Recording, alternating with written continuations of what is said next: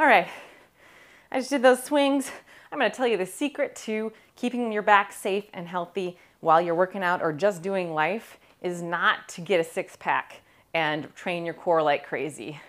Number two, you cannot just train in proper position in the gym and expect to stay healthy when you're picking that thing up off the floor at home. All right? So let's go over those right now. Number one, six-pack abs does not exempt you from getting a low back pain or injury. This is true. What we're working on here is building some strength, but foremost is building stability, so pressurizing properly. When we take fitness classes, and I'm totally guilty of this, I used to tell people to suck their belly to their spine, bring everything in. That creates no stability at all. We're just a little tiny stack of bones here around this sucked in mid-body. Instead, this is what I tell people now. Inhale, push the diaphragm down, expand everywhere.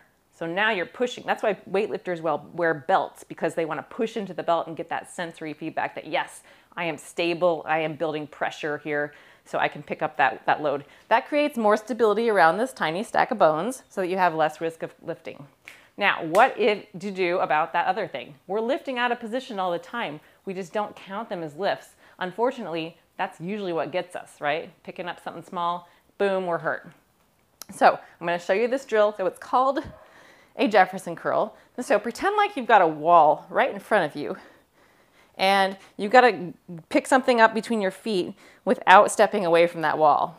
You're going to start by peeling down, so tucking the chin first, and then rounding the upper back, and then rounding the mid back, low back.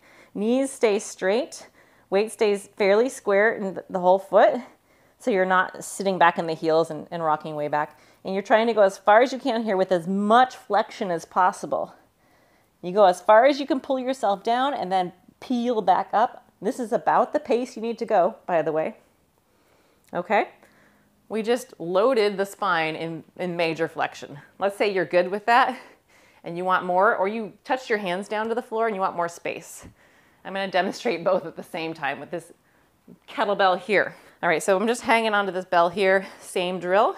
You take a breath in, exhale, tuck your chin, round your upper back, start to peel down. That kettlebell should stay as close to your body as possible. Try to let it hang loose from the arms. When I get to about, when I get to my toes, I'm going to try to keep going and pulling myself deeper into this.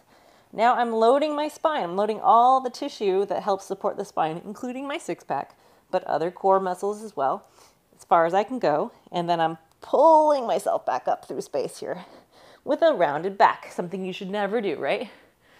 We do it. We got to train for it. All right, so that is a Jefferson curl. I encourage you to try that with no load, just 2 to 3 reps each time you come to do that kind of work, and gradually add some load.